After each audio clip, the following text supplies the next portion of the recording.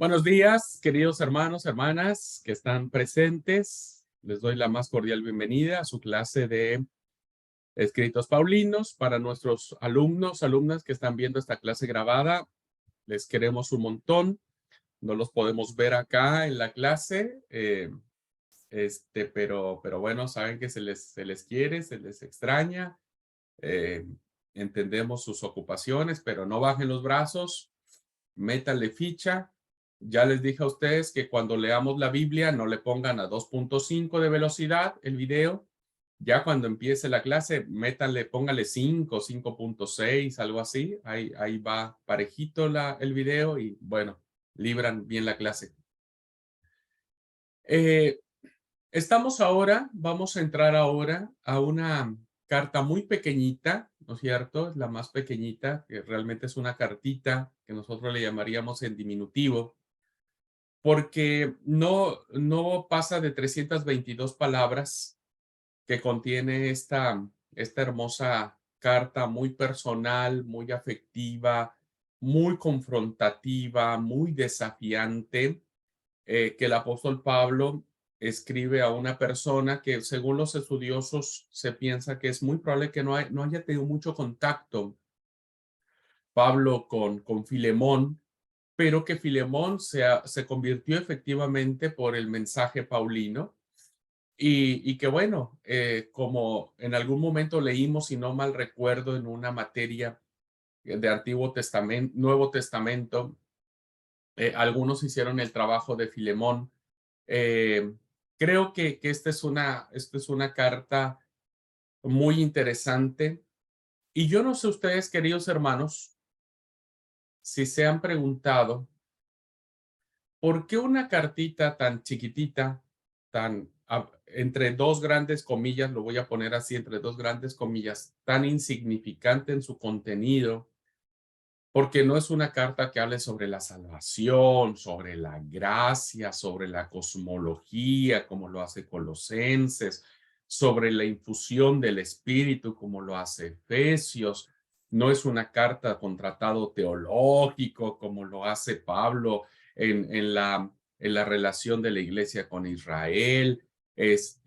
No es una carta tan importante como la de los Corintios, que es re larga, es chiquitita y vuelvo a repetir, entre dos grandes comillas, pues insignificante en su contenido, es decir, pues es una situación que pasó, ¿no?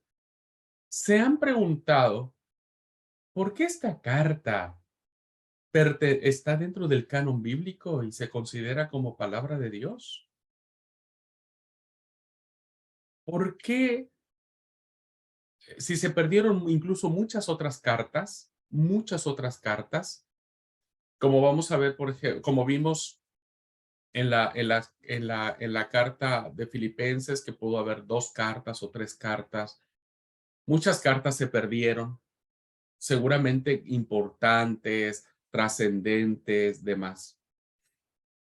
¿Por qué la carta a Filemón, la cartita a Filemón, se conservó y se incluyó en el canon bíblico?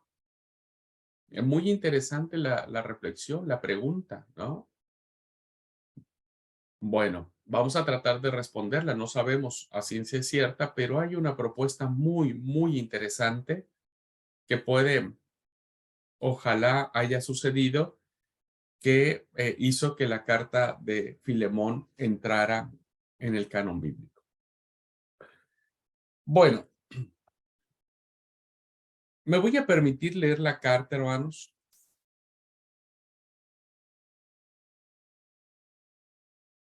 La carta a Filemón. La voy a leer en la traducción ahora, porque bueno, eso es una carta que ustedes pueden leerla tranquilamente en, en Reina Valera.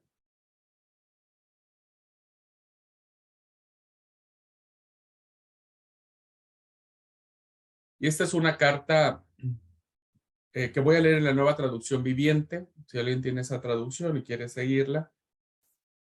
Y si no, pueden escucharla. Recuerden que las cartas se hicieron para ser leídas en voz alta En un principio la gente no tenía sus Biblias en sus manos como para seguir la lectura, solamente lo que ellos retenían en escuchar.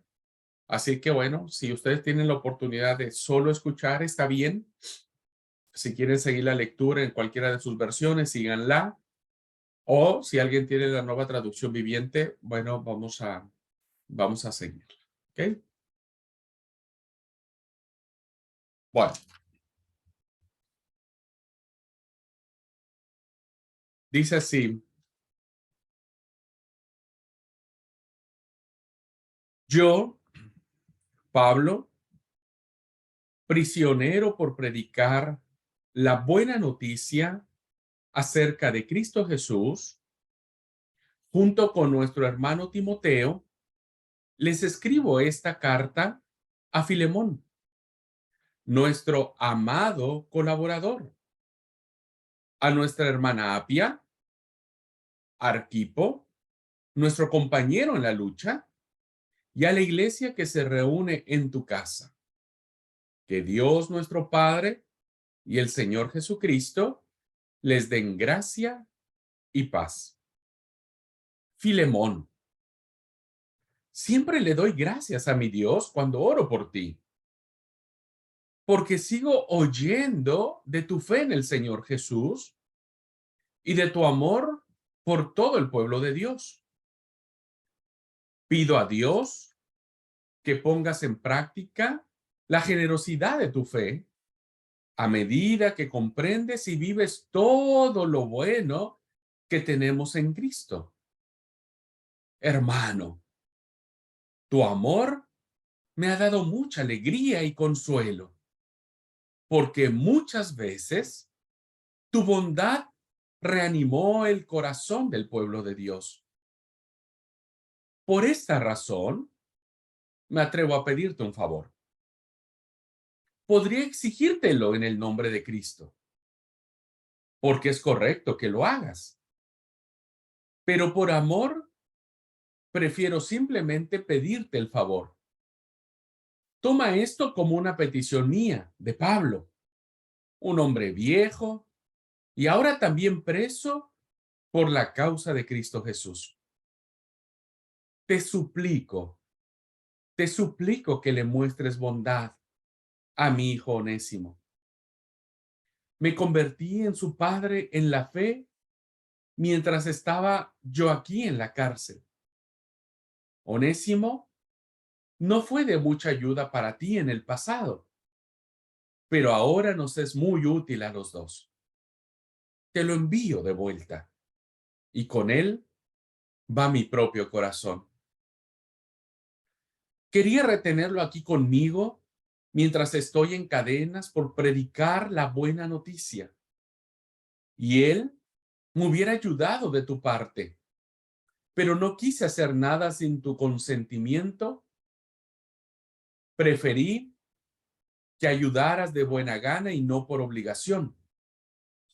Parece que perdiste a Onésimo por un corto tiempo para que ahora pudieras tenerlo de regreso para siempre.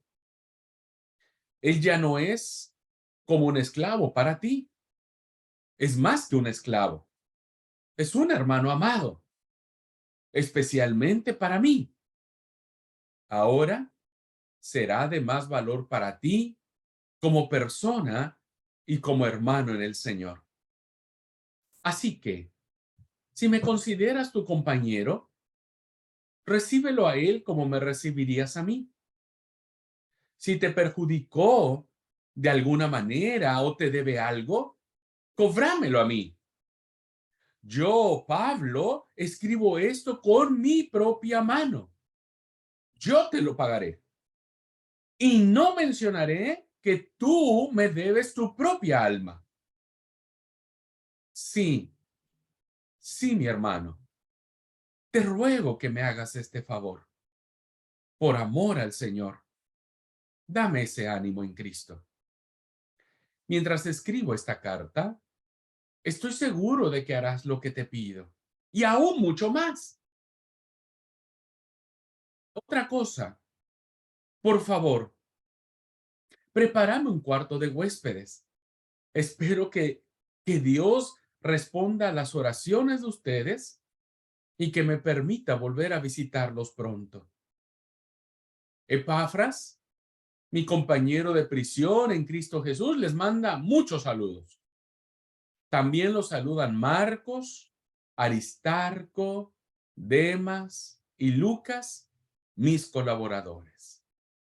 Filemón, que la gracia del Señor Jesucristo sea con el espíritu de cada uno de ustedes.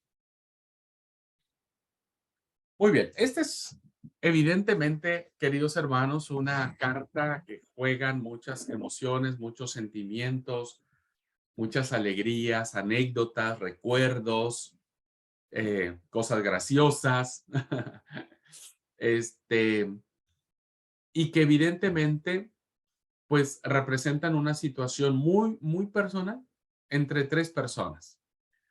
¿Pueden identificar cuál es el tema central o los temas centrales que hay en esta carta? Ujú. ¿No? Por favor. Creo que uno puede ser el perdón, el amor, la caridad que uno como cristiano debería ejercer sobre su prójimo. Y es como el tratar de restaurar una relación por ahí fracturada o rota, que implica esto, ¿no? Amor, misericordia, por ahí no tenemos tan en cuenta, aunque decimos ser cristianos. A mí me suena así, como una carta de reconciliación, obviamente, donde le está pidiendo que, bueno, que tome en cuenta a Onésimo, pero que ya no va a ser más como era antes, como lo tenía como el esclavo, sino que ahora va a ser un hermano más. Y eso, mirar a alguien como hermano implica amarlo. Bueno, eso es lo que yo Ok, ok, registro. muy bien, muchas gracias. Betty, Sí, hermano. Para mí que Pablo se preocupó mucho por Onésimo. Era una carta de recomendación del amor que él sentía por Onésimo. Es ok, algo muy interesante, ¿no? Cuando alguien intercede por nosotros. muy bien, qué interesante también. Ok, gracias por el punto de vista. Dina, Sí, la revalorización del ser humano, no importando qué clase social pueda ser. Bueno, y comparto ya lo que se ha expresado. muy bien. El valor y la dignidad humana, no importando el trasfondo sociocultural. Karina, Para mí, como dijo Beren, el perdón y la obediencia a nuestros superiores. muy bien. Interesantes temas. El perdón, la reconciliación, la dignidad, eh, la obediencia, la sumisión. Muy bien. Liti.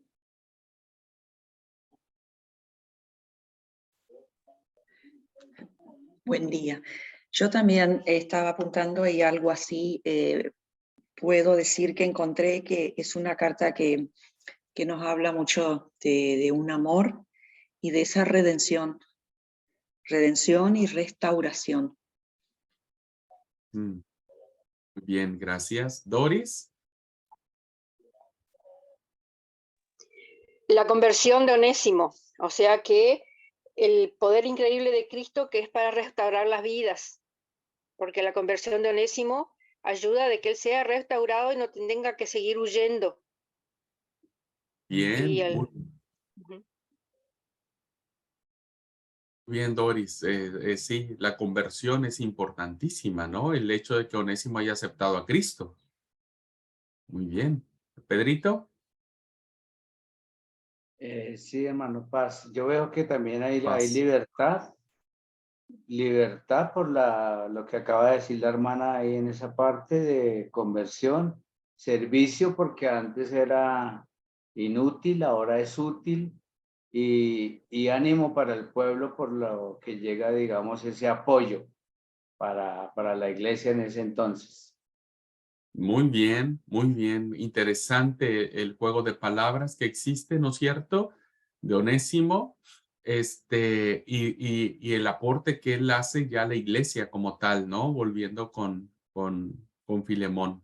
Muy bien. Mana Rosalba. Además de todo lo que han dicho los hermanos, el apóstol Pablo resalta mucho la fe de Filemón, la fe de él en Jesucristo y el amor hacia los demás hermanos. Muy bien, el testimonio que tiene Filemón ante los demás, ¿no es cierto? Lo que Filemón representaba para la iglesia en ese momento que se reunía en su casa. Ale nos dice, nos escribe el reconocimiento de Dios, su poder, intercesión del Creador, esta figura, ¿no es cierto?, de interceder, está presente dentro de la carta, ¿no? Muy bien, muy bien. Si no hay alguien más que quiera compartir. Esta es una carta hermosa que, como dije, representa grandes desafíos. Si no mal recuerdo, en algún momento les hice, no fue una tarea generalizada, fue por si alguien quería ganar un punto extra. Y recuerdo que en esa actividad, quienes lo hicieron, la propuesta era cómo mirar esta situación, primero desde los ojos de Pablo, segundo desde la óptica de Filemón y también desde de la óptica del mismo Onésimo. Y todo lo que esto conlleva, ¿no? Así que muy interesante. Bueno, vamos a ver algunas cositas más de lo que ustedes ya plasmaron o ya dijeron, perdón, ya expresaron. Así que voy a compartir la pantalla para que nos guiemos en poder ver alguna otra cosita más al respecto. Y trabajamos sobre ello.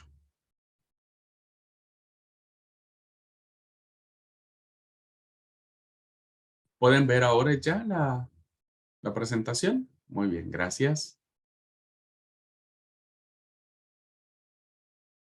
Bueno.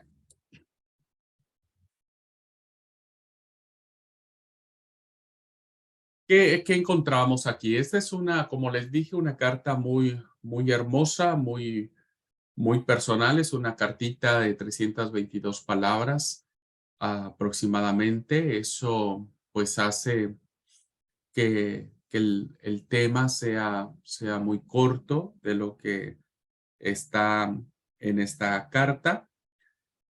Bueno, en primer lugar, hermanos, vamos a hablar acerca del personaje, diríamos, central, el motivo que origina la carta, que tiene que ver con Onésimo.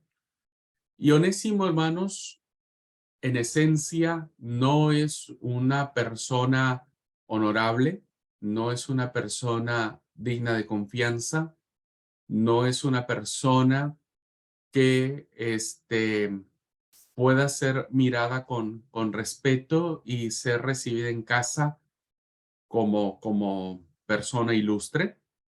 Onésimo se convierte en un fugitivo, teniendo una condición de esclavo en la vida de un personaje llamado Filemón.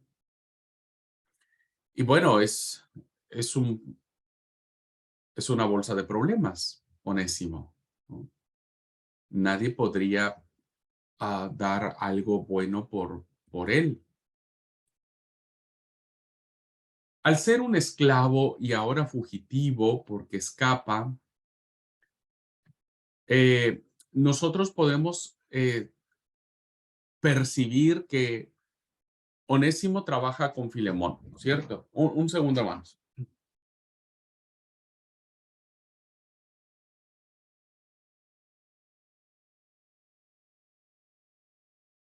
Onésimo trabaja con Filemón.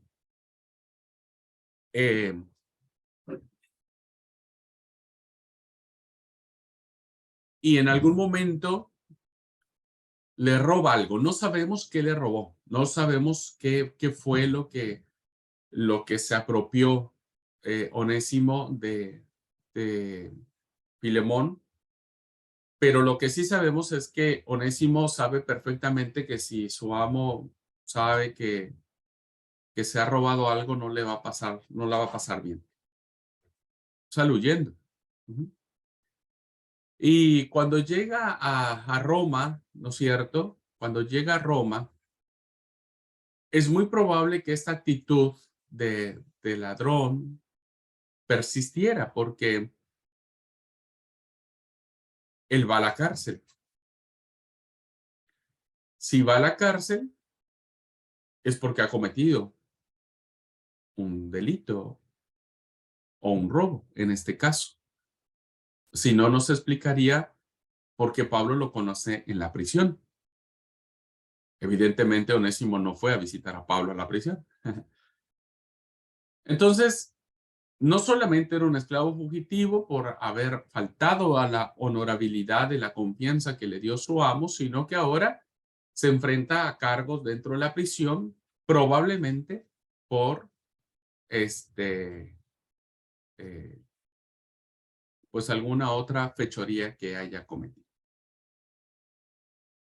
Pablo escribe en esta carta, dice, si te ha causado algún perjuicio, le dice Pablo a Filemón, perdón, ahí dice Timoteo, pero es Filemón, o si te debe algo, ponlo en mi cuenta que yo te lo pagaré. Por esta inferencia, podríamos pensar que fue cuestión monetaria, ¿no? Lo que pudo haber sustraído Onésimo de Filemón. Como fuera lo que haya hecho, qué es lo que se robó o qué fue lo que faltó.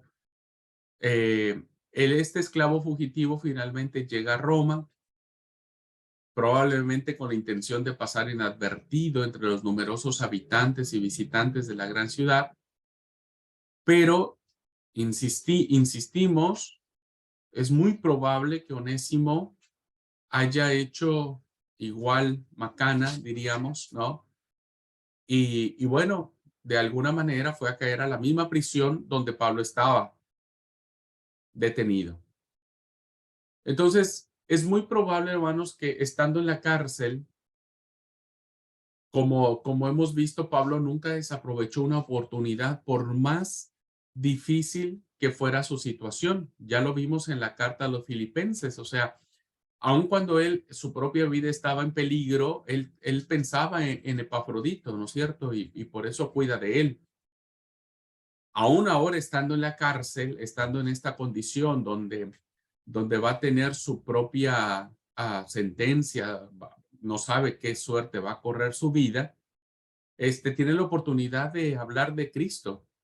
No sabemos cuánto tiempo tardó Pablo en hablar de Cristo, no sabemos cuánto tiempo Pablo, cuántos sermones le dio, cuántos sermones evangelísticos le compartió, pero seguramente la insistencia del perdón, seguramente el mensaje de Pablo versó sobre la cruz, versó sobre el perdón de la gracia, que Cristo murió en la cruz del Calvario por nuestros pecados para darnos vida. Ese seguramente fue los mensajes que Pablo utilizó para convertir a Onésimo, hasta que finalmente Onésimo se rinde a Cristo. Como vemos aquí, y alguien lo mencionó, el poder del evangelio es redentivo, ¿no? El poder del evangelio transforma la vida, primero, de alguien que no tiene valor, ¿no es cierto? Porque un esclavo no tiene valor. Es una herramienta viva para sus amos. Segundo, es fugitivo, es un esclavo fugitivo. Eso le añade a su condición infrahumana, le añade otro ingrediente que lo coloca en un nivel de desprecio, ¿no? De desprecio, de rechazo. Y el hecho de que haya sido reincidente en su condición de robar, pues hizo que alguien pudiera pensar que no merecía el perdón de Dios. Hoy es muy común, queridos hermanos, determinar quién sí puede ser perdonado y quién no puede ser perdonado. Hoy seguimos teniendo esta tentación de reconocer y decir, no, él no tiene perdón porque hizo esto, porque hizo aquello, porque lo que hizo fue espantoso, fue difícil. Y esto nos coloca esta experiencia de Pablo con Onésimo, nos coloca en esta pregunta de decir, Onésimo, ¿necesitaba ser perdonado? La respuesta es sí. ¿Merecía ser perdonado? Y ahí las respuestas se dividen. Porque para algunos, para quien no les hizo el daño, Onésimo tiene que ser perdonado o merece ser perdonado. Pero para quien le hizo el daño, ¿no? Para quien le ofendió, Onésimo no merece ser perdonado. Esto es muy común en nuestras relaciones, queridos hermanos, en cualquier lado, de familiares, laborales, de amistades, en la iglesia misma, ¿no? Si alguien me ofende a mí, para otras personas mi ofensor necesita ser disciplinado, pero después puede ser restaurado. Pero para mí que me ofendió, esa persona no merece más el perdón ni de Dios y cómo es, y si nosotros le levantamos la disciplina, la gente se enoja con nosotros porque dice, ¿cómo le levantó la disciplina si esa persona hizo tal, cual y determinada cosa? Sin embargo, en la experiencia que tiene Pablo con Onésimo, nos coloca en esta, insisto, en esta disyuntiva de quién necesita ser perdonado y quién merece ser perdonado. Ahora, lo voy a plantear en otros términos. Si nosotros fuéramos Onésimo, si usted fuera ese esclavo fugitivo, esa esclava fugitiva, si usted fuera esa ladrona, ese chorro o ese ladrón, ¿no es cierto? ¿Usted pensaría que necesita ser perdonado, que merecería ser perdonado? Coloquémonos en los zapatos de Onésimo en esta condición. ¿Pensaríamos que nuestra vida merecería el perdón? Y es muy probable que no. Depende, ¿verdad? Pero por eso dije, es muy probable que no. Es probable que muchos dirán, sí, yo merezco y yo necesito y yo todo, ¿no es cierto? Pero tal vez alguien diría, no, he hecho tanta macana que no merezco el perdón de Dios. Bueno, estas cuestiones, hermanos, se derivan de plantear la figura de Onésimo como un paradigma de alguien que hermano, el que cometió la infracción, pues no es alguien que tiene poder, no es alguien que tiene influencia, no es alguien que puede comprar el favor de las personas para que voten a su favor, ¿no? Y lo indulten. No, no, no. Como dije, Onésimo se convierte en el paradigma de aquellos que no merecen, aparentemente, el perdón de Dios, la conversión, la salvación, el perdón de pecados. Interesante el paradigma que nos plantea Onésimo en su contacto con Pablo al momento de convertirse a Cristo. Evidentemente, Pablo le pudo haber dicho a Onésimo lo que escribió en los Gálatas: Onésimo, con Cristo estás juntamente crucificado y no vives más ya tú, sino ahora Cristo vive en ti, porque lo que antes hiciste en la carne, eso que vos llevaste a cabo, ahora ya no lo vivís más, porque ahora vivís en la fe del Hijo de Dios, el cual te amó y te sigue amando. No importa que seas esclavo, no importa que a los ojos de los demás seas inservible, seas un objeto sin valor. Él te amó y se entregó por ti en la cruz del Calvario. Es muy probable que Pablo haya pronunciado más de una vez estas palabras que él escribe a los Gálatas. Muy bien. Bueno, ahora tenemos el desafío, según esta cartita, cuando Pablo manda de vuelta a Onésimo. Porque evidentemente, fíjense aquí algo muy interesante. ¿Por qué Pablo no se lo queda? Aun cuando en la carta él lo deja muy claro, o sea, se lo hace saber claramente a Filemón, ¿no es cierto? Le dijo, yo podría habérmelo quedado, porque para mí me reayudaría estando acá, ¿no? Pero no quise hacer nada sin que tú lo supieras. Esto es muy importante, hermanos, porque fíjense, miren, puede sonar a una cortesía, ¿no? Puede sonar a que Pablo es respetuoso de Filemón y le dice, mira, yo te estoy pidiendo permiso. Pero tiene otro trasfondo esta actitud de Pablo al mandar de vuelta a Onésimo a Filemón.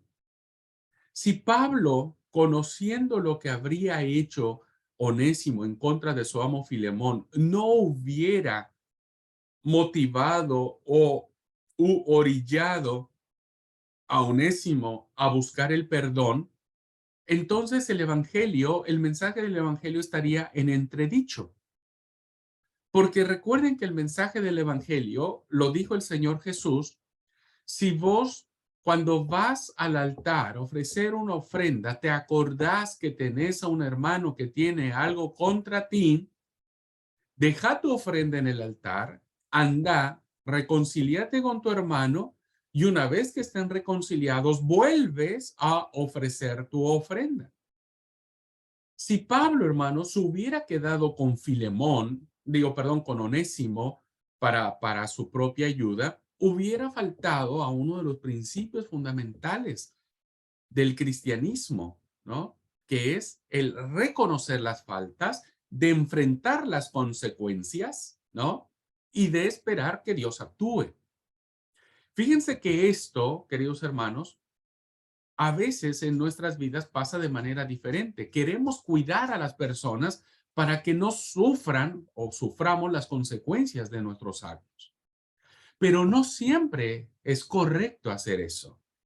No siempre es decir, bueno, cambiémonos de ciudad, vayámonos a otro lado, o hagamos como que nada pasó, o no enfrentemos la situación, o no vayas a ver a esa persona que ofendiste porque seguramente te va a sacar a tiros, o te va a golpear, o te va a humillar, o te va a matar, ¿no? O te va a matar. Entonces, no, dejémoslo así. Por regla general, a veces, incluso las familias, ¿no es cierto? Cubrimos, ¿no? Cubrimos al infractor para que éste no se enfrente a su realidad y afronte las consecuencias de sus actos.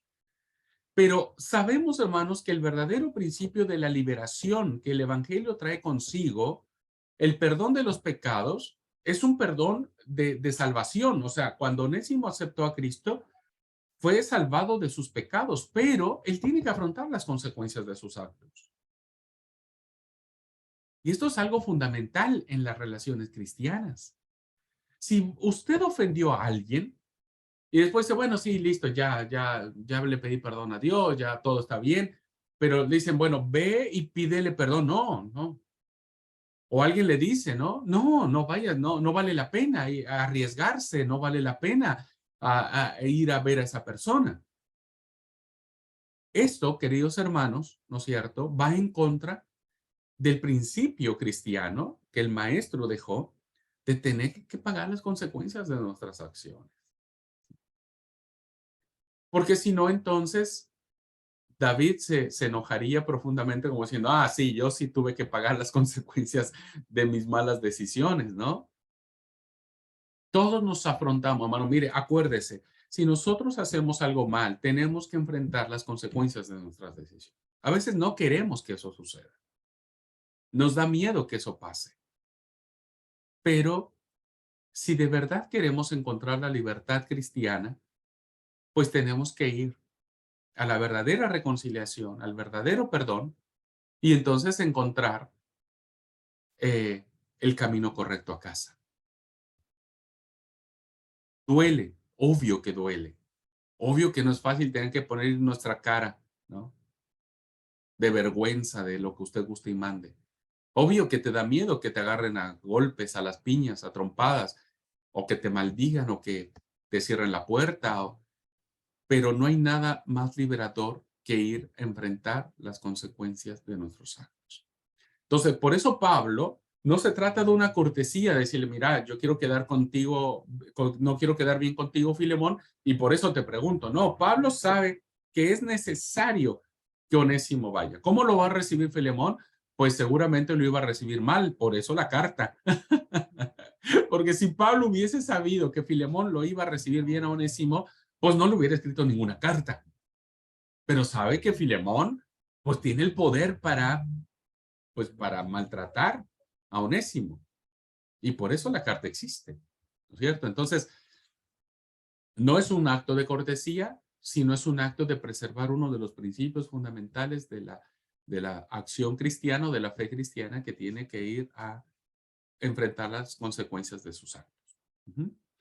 Y la segunda razón que hay de trasfondo de que Pablo envía de vuelta a Onésimo es que iba a ser mal visto dentro de la sociedad en la que Pablo se desenvuelve, que Pablo se quedara consigo mismo con un esclavo que había cometido un delito a su antiguo amo, ¿no?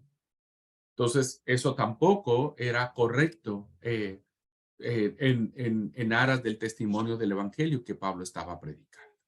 Por eso es que Pablo dice, aunque quisiera quedármelo, necesitamos saldar las cuentas, necesitamos blanquear esta situación, y por lo tanto lo envía de vuelta.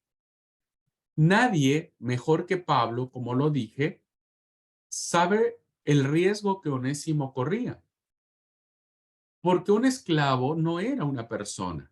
Desafortunadamente, hermanos, la esclavitud, por más honorable que en el siglo primero la esclavitud pudiese tener, porque la esclavitud en el siglo primero, ubicándonos en el siglo primero, ¿no es cierto?, en muchos casos era honorable, porque los esclavos tenían cierto honor, no por ellos mismos como personas, sino tenían honor por el amo al que servían, ¿no?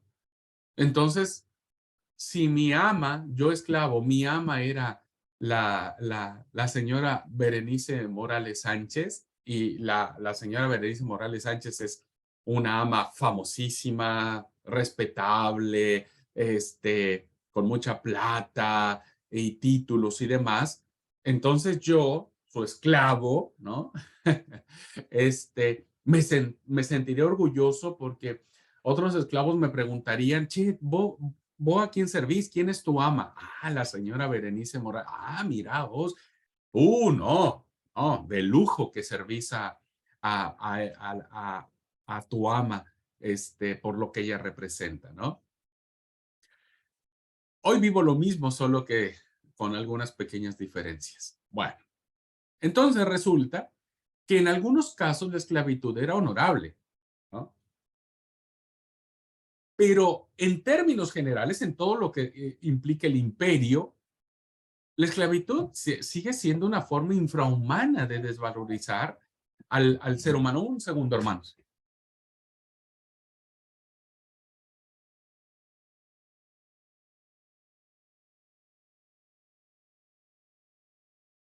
Sigue siendo la esclavitud una forma que hace romper la dignidad de las personas, porque los amos tenían poder absoluto sobre sus esclavos, porque solamente eran eso, una herramienta, ¿no?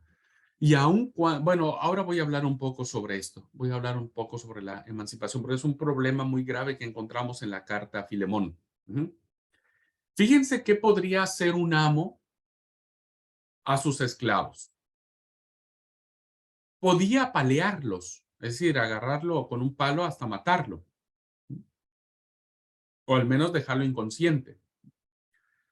Podría condenarlos a trabajos durísimos, infrahumanos. Por ejemplo, haciéndolos trabajar encadenados en sus tierras, encadenados, fíjense la atrocidad de desprecio al valor humano, o en una especie de prisión de trabajos forzados. Podía azotarlos con varas, palos, látigos. Podían marcarlos con hierro candente en la frente si eran ladrones o fugitivos. O hasta consideraban que si el esclavo de plano era muy retobado, que era muy despreciable, podían crucificarlo. Bueno, esta era la condición que rodeaba a este grupo social muy grande. Como vamos a ver, hermanos, había más de 60 millones de esclavos en el Imperio Romano, ¿no? 60 millones de esclavos. ¿Y qué es lo que sucedía? Eran a veces mucho más que la población libre, ¿no es cierto?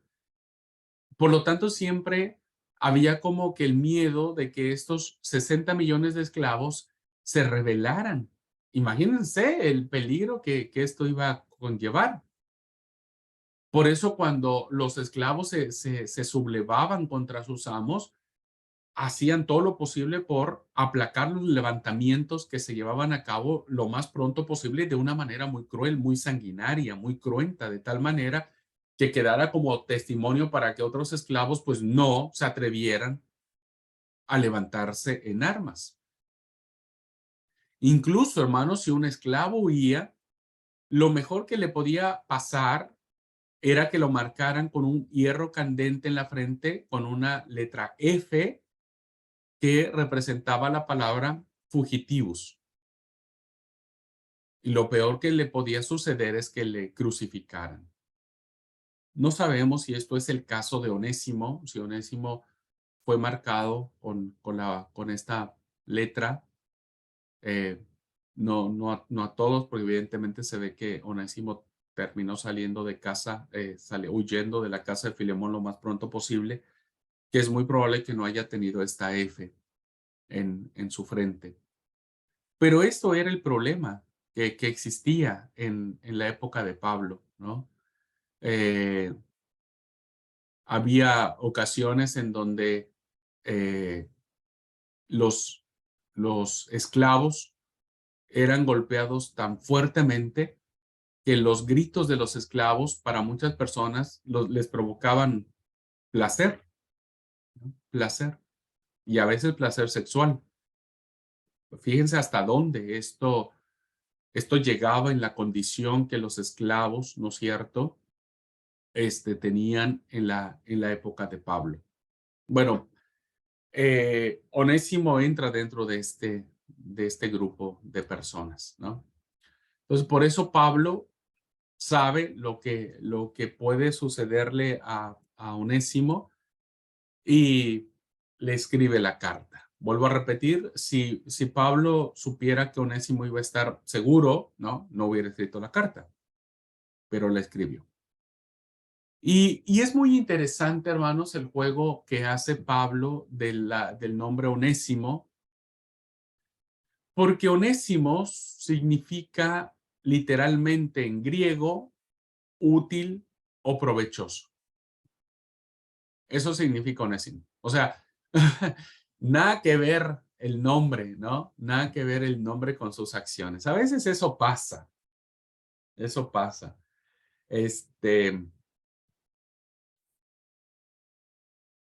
Acá no es muy común, pero en México es muy común ponerle a los hijos el nombre de acuerdo al significado que representa. Y por lo regular siempre se ponen nombres bíblicos, ¿no?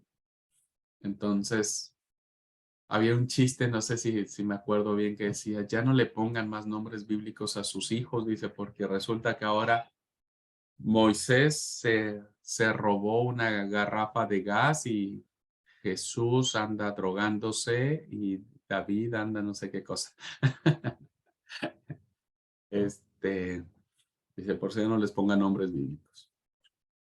Bueno, el versículo 11 hace un juego interesante de palabras porque en el 11 le dice, en otro tiempo fue inútil Onésimo para ti, pero ahora es útil. Podría decirse que Onésimo no es Onésimo solo de nombre, sino que ahora también ha dado muestras de cambio de carácter. Ahora Onésimo ha sido diferente. Puede que Filemón, hermanos, le perdiera por un tiempo para recuperarle para siempre. Esto es algo muy interesante, fíjense, y este es como que el punto central de la carta. Si ustedes tienen que armar un sermón sobre Filemón, céntrense aquí. Esta es una idea muy buena para desarrollar en la carta a Filemón, ¿no? Fíjense, el versículo 15 plantea algo que dice de la siguiente manera: parece que perdiste a Onésimo por un corto tiempo para que pudieses tenerlo de regreso para siempre. A veces se pierden las cosas, ¿no? A veces es necesario perder las cosas por un poco de tiempo para recuperarlas, para tenerlas para siempre. Si Onésimo hubiera seguido esta situación de seguir siendo esclavo de Filemón, y no hubiera pasado todas estas situaciones que pasaron, es muy probable que Onésimo, tal vez, estoy manejándome en el campo de las probabilidades, tal vez nunca se hubiera convertido a Cristo, porque seguía siendo un esclavo. No sabemos cuánto tiempo fue esclavo de Filemón antes de que se aventara la macana de agarrar las cosas, ¿no es cierto? No sabemos. No sé si fue desde niño, si lo compró, se lo dieron, no sé, pero no sabemos. Pero evidentemente, hermanos, si Onésimo hubiera seguido de esclavo con Filemón, ¿no? No hubiera aceptado a Cristo, no hubiera regresado para que lo recibiera como hermano, no hubiera pasado lo que está pasando hoy, o sea, no tendríamos esta carta, en pocas palabras, ¿ok? Entonces, cuando Pablo le dice a Filemón, mira, pensa un poquitito, Filemón, este tipo, ¿no es cierto? Este chico, como sea, Onésimo, tuvo que vivir toda esta experiencia que para ti seguramente fue desagradable, pero que era necesario que pasara para primero alcanzar a esta persona a Cristo y segundo para que esta persona pudiera volver a ti y pudiera establecer un nuevo tipo de relaciones, ya no como esclavos, sino como hermanos. Esto es muy importante, hermanos, porque a veces sucede que nosotros cuando pasamos por ciertas pruebas, por ciertas situaciones, cuando cometemos malas decisiones, cuando pasamos por procesos de disciplina, cuando metemos la pata, cuando hacemos cosas que no tendríamos que hacer y que nos avergüenzan y etcétera, etcétera, etcétera, que es muy difícil. A veces es necesario pasar por ese corto tiempo de prueba para ser ganados totalmente para Cristo. Porque ahora los que hemos aprendido la lección, los que hemos reconocido que no está bueno estar fuera de Cristo, que no está bueno hacer cosas que deshonran a Dios, los que reconocemos y nos duele que hayamos faltado al Padre y al Hijo, ¿no es cierto?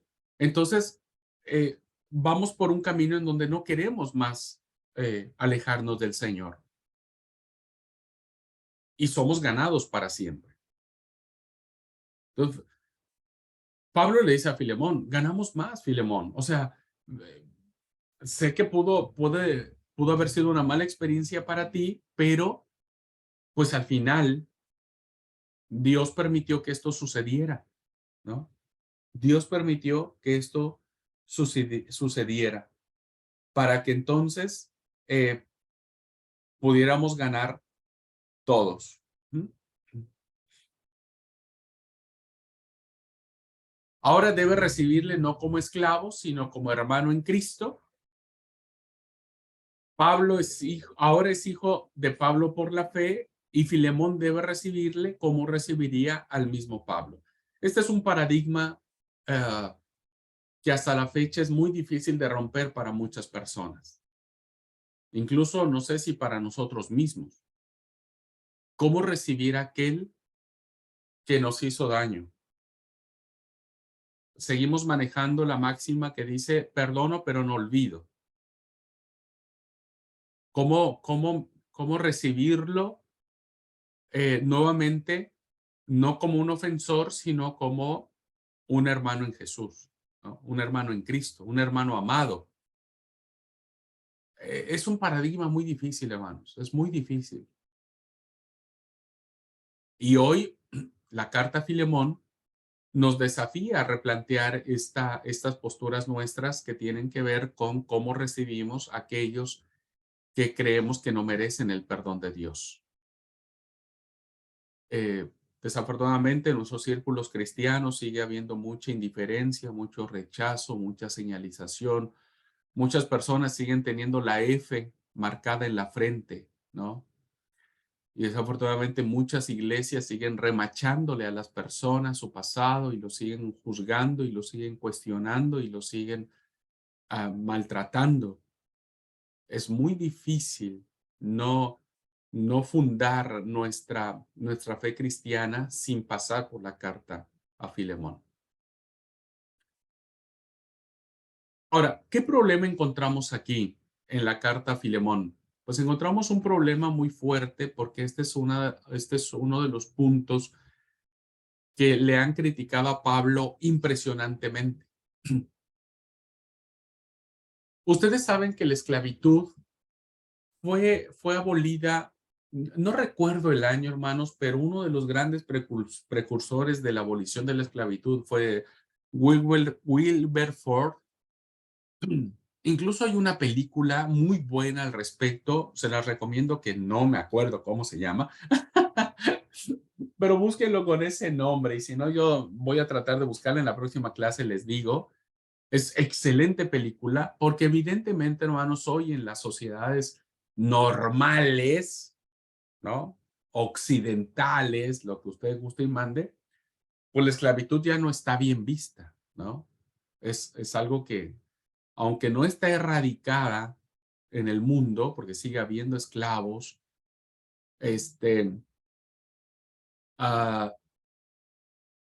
sí se aprobó finalmente, legalmente, o sea, la esclavitud ya no es legal, ¿cierto?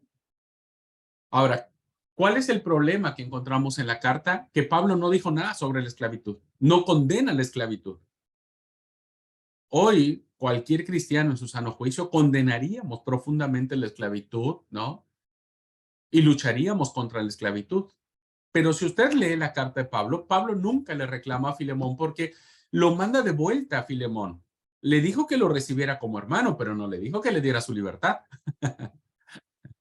O sea, le dijo, va a volver contigo y sigue siendo tu esclavo, che. O sea, sigue siendo de tu propiedad. Podés hacer de él lo que quieras, ¿no? Pero nunca le dijo, che, ¿por qué tenés esclavos? O sea, no tenés que tener esclavos porque esto está en contra del evangelio, porque no hay un reclamo, no hay una postura. Y entonces muchos le critican a Pablo que éste haya consentido de manera fundamental, pues la esclavitud, ¿no? Entonces muchas personas se han sorprendido de que Pablo no dijera nada en esta carta en contra de la esclavitud. No la condena, ni siquiera le dice a Filemón que le dé la libertad, como dije a Onésimo, solo quiere que lo reciba como a un hermano, pero finalmente sigue siendo un esclavo. Y esto, insisto, ahora, en aras de que un cristiano sano en Cristo, condenamos profundamente la esclavitud y pretendemos que nunca más vuelva a haber esclavos, ¿no? Aunque algunos somos esclavos de nuestras esposas. Bueno, pero esa es esclavitud consentida, ¿no? Esa es esclavitud amorosa, honorable. Tenemos el problema que la carta a Filemón no se hace nada. Ahora, ¿por qué no Pablo no menciona, no dice nada, al menos en esta carta, que tiene que ver con la esclavitud. Primero, hermanos, porque en el sistema grecorromano en que Pablo se está moviendo, la esclavitud era una parte integral del mundo antiguo. Es más, los grandes filósofos griegos, ¿no? Consideraban que la sociedad, para ser una sociedad, tenía que estar construida sobre la esclavitud. Era como un principio fundamental muy arraigado en la cosmovisión de aquella época, que venía de tiempo antiguo, principalmente con los grandes filósofos Sócrates, Platón, Aristóteles, ¿no? Y entonces ellos creían que las sociedades desarrolladas, civilizadas, avanzadas, tenían como eje fundamental la esclavitud. Por eso era parte integral del mundo. Entonces, en la época en que Pablo escribe esta carta o vive, ¿no? Evidentemente es alguien que entiende la cosmovisión en la que se da el tema de la esclavitud. Ahora, segunda razón, si Pablo hubiera condenado, si Pablo hubiera asusado, si Pablo hubiese arengado en esta carta en contra de la esclavitud, es muy probable, hermanos, que hubiera animado a muchos esclavos a rebelarse o, en el peor de los casos, a abandonar a sus amos, y todos sabemos lo que eso sucedería, si ya sabemos cómo los amos trataban a sus esclavos. La consecuencia habría sido una tragedia inevitable. Cualquier revolución sería aplastada salvajemente. Cualquier esclavo que buscara la libertad sería castigado sin misericordia. ¿Y cómo quedaría el evangelio que en ese tiempo Pablo predicaba? Como un cristianismo que estaba fundamentado en lo revolucionario y en lo subversivo. Principios, hermanos, que al menos en este tenor de revolución no hizo Jesús. La revolución de Jesús y lo subversivo del evangelio de Jesús estaba fundamentado en el amor. Ese es el punto neurálgico de la revolución del Maestro, de nuestro Señor Jesucristo, nuestro Dios. El amor. Él revolucionó, ¿no? Por eso es que cuando le dicen, baja de esa cruz, sálvate a ti mismo y sálvanos a nosotros, él lo único que dice, Padre, perdónalos porque no saben lo que hacen. Su mensaje subversivo, contra cultura, ¿no? Estaba basado en el perdón, en el amor, en la misericordia. Evidentemente, si Pablo hubiera coincidido en el punto de plantear en la carta a Filemón el aliento para que los esclavos ahora pudiesen separarse de toda esta sociedad que estaba engarzada en pensamientos muy antiguos, pues iba a sentar precedentes, no nefastos, perdón, no, iba a ser nefastos, no, iba a sentar precedentes muy contrarios al evangelio que se predicaba. Entonces, no es que Pablo, no entendiera esta situación. Lo que Pablo está haciendo es ser muy cuidadoso, al menos en esta carta, ¿no? De no provocar un levantamiento que se tenía. Así es que, ¿qué es lo que sí plantea Pablo? Evidentemente, Pablo no le dice, bueno, listo, se acaba la esclavitud, levántense en armas, y a ver a cómo nos toca. No. Fíjense ustedes que en la carta de Pablo a Filemón, lo que plantea Pablo sí es una nueva relación. Esto es fundamental, que esto es realmente la revolución del evangelio, ¿no? No son las armas, no es levantarte en un grito de guerra, ¿no? Como esperaban los judíos que el Mesías viniera a hacer, pelearse contra los romanos y demás. Más bien, la carta a Filemón nos plantea un paradigma mucho mayor que eso, ¿no? Que es una nueva relación.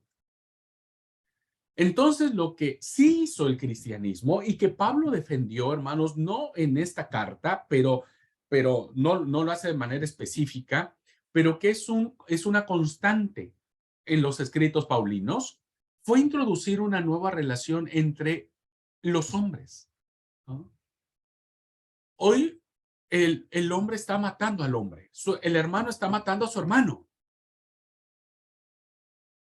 El hermano está sojuzgando a su hermano. Ustedes ven, por ejemplo, ¿cómo se llama? Cuando hay protestas, hay manifestaciones. ¿Qué es lo que vemos? Vemos dos bandos. Un bando de manifestantes enfurecidos, enojados, dispuestos a dar la vida incluso, ¿no es cierto? Violentos. Pero por el otro lado vemos un grupo de personas armadas, con cascos, con gases lacrimógenos, con escudos, con armas, dispuestos a matar. Es la imagen perfecta de cómo el hermano mata al hermano, ¿no? Entonces, no hay una relación, hay un odio, hay una venganza, ¿no? Es difícil cómo ese policía, que es padre de familia, que tiene esposa, que tiene hijos, que tiene padres, que tal vez va a la iglesia, ahora tiene que golpear, tiene que incluso matar a otra persona, ¿no es cierto? Que también tiene familia, tiene hijos, y tal vez también va a la iglesia. Entonces, lo que plantea esta carta, hermanos, es una nueva relación entre hombre y hombre, donde deben sacarse todas las diferencias. Por eso, en 1 Corintios 12:13, Pablo dice, los cristianos somos un cuerpo, judíos o gentiles, siervos o libres. Gálatas 3:28 dice, en Cristo no hay judío ni griegos, ni esclavos ni libres, varones o mujeres. Colosenses 3:11 dice, en Cristo no hay griegos ni judíos, circuncisión ni incircuncisión, bárbaros ni escitas, esclavos ni libres. Es decir, hay un plano de igualdad fundamental, donde el hombre tiene que ver al otro hombre como su hermano, como su igual. ¿Recuerdan ustedes el relato que vimos cuando analizamos Abel y Caín?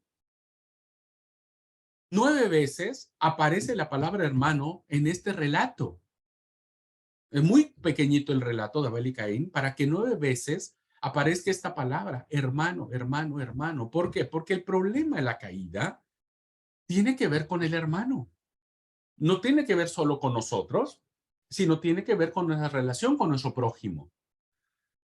Y entonces, en Cristo hay una nueva relación que se ve claramente en la persona de Onésimo y de Filemón. El cristianismo no atacó la esclavitud en sus primeros tiempos, porque decimos, pudo haber sido desastroso. Hizo algo más importante, introdujo una nueva relación en que los estatus, los niveles sociales, las clases sociales dejaron de importar. En el reino somos iguales. Desgraciadamente, queridos hermanos, esta nueva relación que vemos en la carta Paulina, ¿no? a Filemón, todavía no se hace una realidad en nuestras congregaciones o en nuestras comunidades de fe o en nuestras relaciones con nuestros hermanos. Desgraciadamente, seguimos teniendo estos niveles, ¿no? Pues de separación, como estos estatus, como estos estratos, ¿no? Los pobres, los ricos, los que saben y los que no saben, los de la iglesia y los del seminario. Seguimos viendo, ¿no? Y seguimos juzgando a las personas por su apariencia y por su pasado, que eso es lo peor. Entonces, quienes a veces queremos juzgar a las personas por su pasado, no nos acordamos que tenemos también uno nosotros y que no siempre es tan lindo y que no siempre es tan perfecto. Así que es muy importante, queridos hermanos, y poder rescatar este sentido de una nueva relación en Cristo Jesús. Ahora, para terminar esta carta que insisto, tiene muchos bemoles y tiene muchas cosas interesantes que resaltar, Hay una historia, ¿no? Hay una historia que desafortunadamente no la podemos comprobar históricamente, pero que si hubiese sido cierta o de haber sido cierta, la verdad que sería wow, sería impresionante. ¿A qué me refiero? ¿Por qué esta carta, como planteé al principio, por qué esta cartita tan pequeñita, se conservó y se metió dentro del cuerpo paulino, del corpus paulino? Hay una respuesta que está basada en esta historia, que insisto, nadie históricamente, desgraciadamente, no la podemos autentificar. Si nosotros avanzamos unos 50 años después del año 60, más o menos por el 110, hay un personaje muy interesante que se llamó Ignacio de Antioquía, que fue uno de los grandes mártires cristianos, que hay muchos libros, muchos escritos de Ignacio de Antioquía. Él fue llevado a Roma para ser ejecutado, fue quemado vivo, este gran cristiano, un gran defensor de la fe, un gran apologeta cristiano. En su viaje hacia su martirio en Roma, escribió cartas que se han conservado. Y él escribe cartas a las iglesias de Asia Menor. Se detuvo en Esmirna, donde escribe a la iglesia de Éfeso.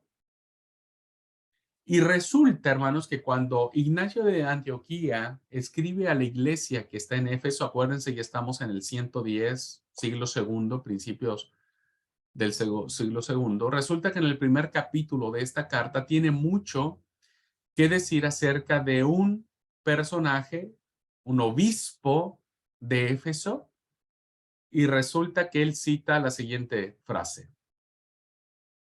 Efesios capítulo 1, versículo 3 de la carta de Ignacio a Antioquía, dice, en la persona de Onésimo, varón de candad inenarrable y vuestro obispo. Resulta curioso, hermanos, que el obispo más importante de la iglesia de Éfeso, que tiene virtudes maravillosas como de candadio, cándido, que ternura, cosas lindas, es el obispo, es el líder principal de la iglesia en Éfeso y se llama Onésimo. Onésimo. ¿Cómo se llamaba este obispo? Onésimo. Y resulta que Ignacio de Antioquía hace el mismo juego de palabras, ¿no?, que había hecho Pablo. Onésimo no solo es de nombre, no solo se llama útil por lo que significa su nombre en griego, sino también por su naturaleza, por su carácter, por lo que ahora él ya representó. Ahora él es un hombre provechoso para Cristo. Se cree, hermanos, que es muy probable que cuando Onésimo, insistimos, no es una historia que históricamente la podamos comprobar, pero si este Onésimo es nuestro Onésimo que aparece en la carta canónica, es altamente probable que cuando Onésimo llegó a Filemón y Filemón leyó la carta y lo recibe como hermano y hay un sentido de una nueva relación de igualdad, de hermandad, Filemón haya hecho liberto a Onésimo. Y Onésimo ya no hubiese sido un esclavo, sino un liberto.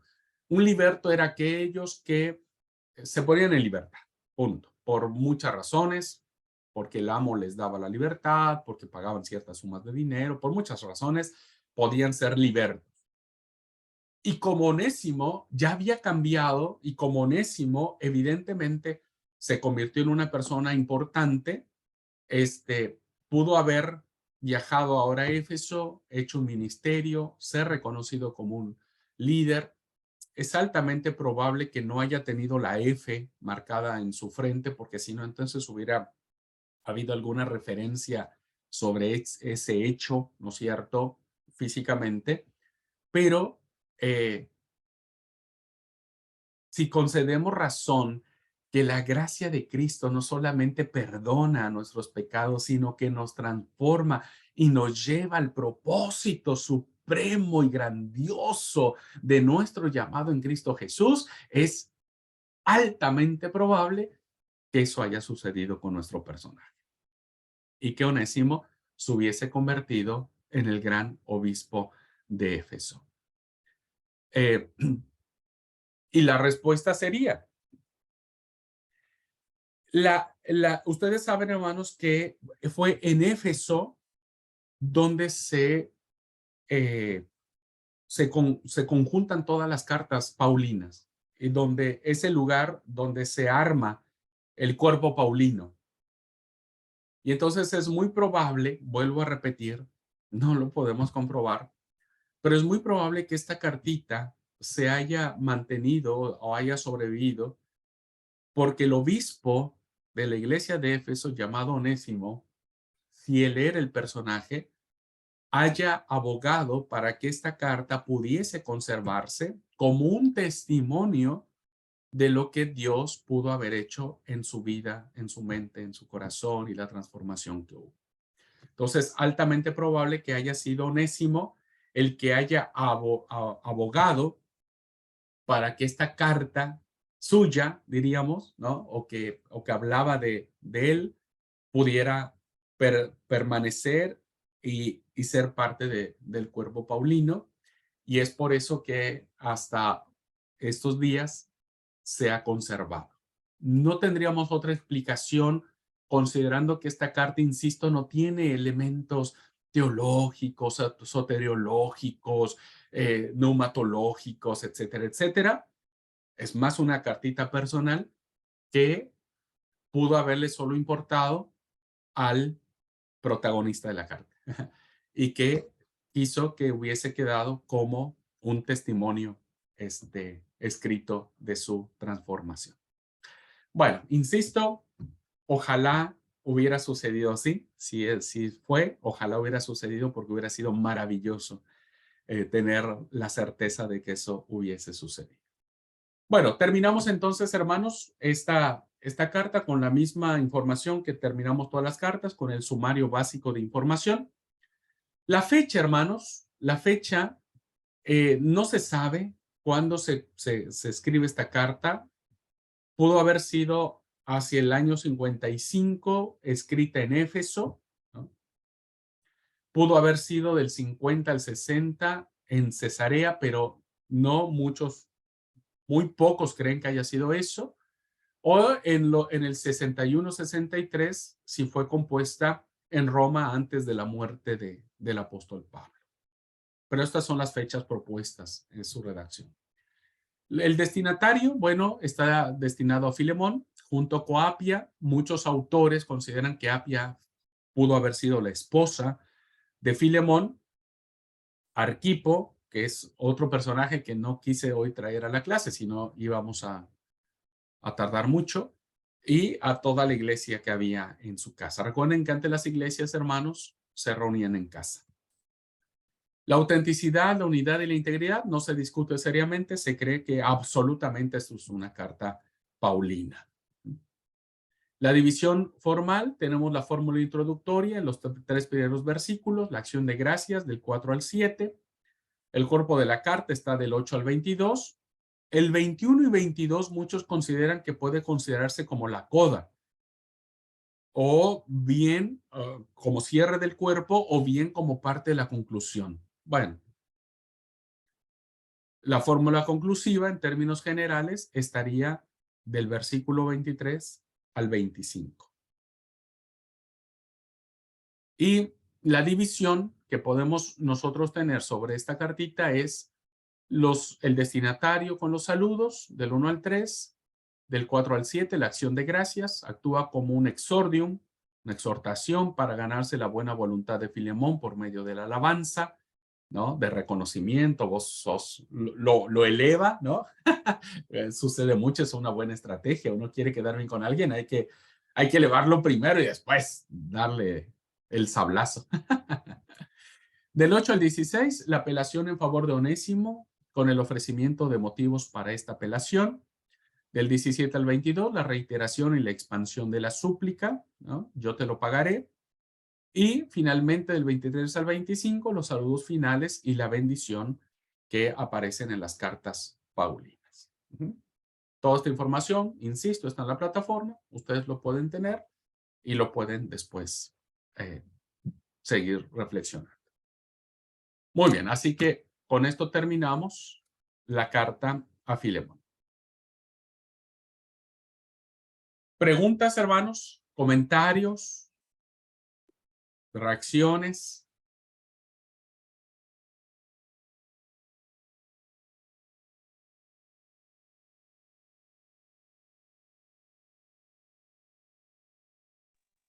Tengo que mirar la clase de vuelta porque estaba con gente. Así que... Oh, está bien, la ventaja que está grabada. Una carta, hermano, yo. Sí, Betty. Una carta muy, muy corta, pero con un gran mensaje. Desarrollando así como usted lo hizo, cómo tiene muchas cosas valorables, ¿no? Del perdón, de la restauración, de todo eso. Es una carta muy, muy buena, muy linda. Gracias, hermano, por compartir con nosotros. Gracias La a verdad Dios, que Betty. aprendemos mucho con esta carta, cómo tenemos que ser. Sí, la verdad que es una cartita, pero es un cartón. Cartononón, grandote. Hermana Rosalba. Hermano, mucho más profunda de lo que uno muy someramente tenía una ideita, pero definitivamente, hermano, muy profunda.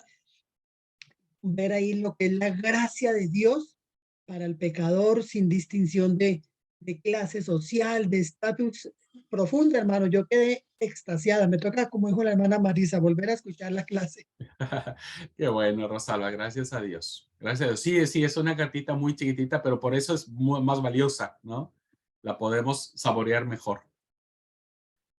Bueno, pues si no hay alguna otra pregunta, comentario, reacción, vamos al receso, que les prometí que iba a haber receso. Así que vamos a tomar 10 minutitos de receso y volvemos para ver un poquitito la carta a los Corintios. ¿Ok?